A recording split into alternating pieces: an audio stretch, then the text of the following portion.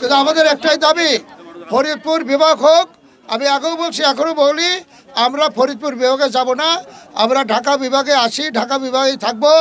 ঢাকা বিভাগে থাকার জন্য যা কিছু করতে হয় আমরা করব, ইনশাআল্লাহ সবাই আপনারা আমাদের পাশে থাকবেন। শরীয়তপুরকে ঢাকা বিভাগেই রাখার দাবিতে পদ্মা সেতু শরীয়তপুর প্রান্তে সড়ক অবরোধ করে মানববন্ধন ও বিক্ষোভ সমাবেশ করেছে জাগো শরীয়তপুর ও শরীয়তপুর সচেতন নাগরিক সমাজ।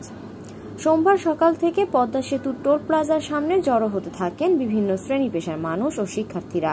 সকাল 11টার দিকে তারা সড়ক অবরোধ করে বিক্ষোভ শুরু করেন।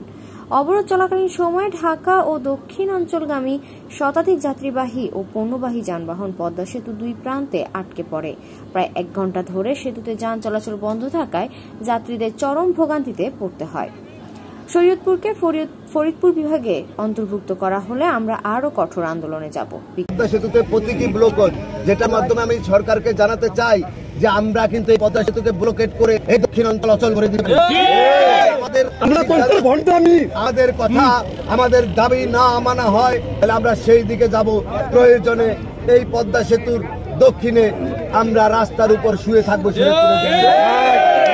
লোককে সরকার সরাবে, এখানে লক্ষ লক্ষ লোক এসে রাস্তার মাঝে শুয়ে থাকবে, তবু আমাদের দাবি মানতে হবে। জনগণের আশা আকাঙ্ক্ষা উপেক্ষা করে সরকার কোনো সিদ্ধান্ত নিতে চায়, তাহলে আমরা শরীয়তপুরের আজকে প্রাথমিক আমরা হুঁশিয়ারি করতে চাচ্ছি, যদি এই পর যদি সিদ্ধান্ত নেয় তাহলে দক্ষিণবঙ্গে পদ্মা সেতু আমরা ব্লকেট করে দিব। পদ্মা সেতুর এখানে মানববন্ধনের আয়োজন করেছি। আপনারা জানেন যে সরকার দুটি বিভাগ নতুন ঘোষণা করেছে, কুমিল্লা এবং ফরিদপুর বিভাগ নামে। সেই ফরিদপুর বিভাগের মধ্যে আমাদের শরীয়তপুর জেলাকে অন্তর্ভুক্ত করেছে, কিন্তু আমরা চাই অনতিবিলম্বে সরকার তার সিদ্ধান্ত থেকে সরে আসুক। এই ফরিদপুর বিভাগ থেকে শরীয়তপুরের নাম প্রত্যাহার করুক। ফরিদপুর বিভাগ তাতে আমাদের কোনো আপত্তি নাই, কিন্তু আমরা ঢাকার সাথে থাকতে চাই, কেননা আমাদের ঢাকা কেন্দ্রিক সকল যোগাযোগ ব্যবস্থা সহ সব কিছু আমাদের ঢাকা কেন্দ্রিক। আমাদের যদি ফরিদপুর বিভাগের মধ্যে রাখতে চায়, সরকার সেই পায়তারা করে আমাদের দাবি ভালোভাবে মেনে না দেয়, তাহলে আমরা আরও কঠোর কর্মসূচি দিব।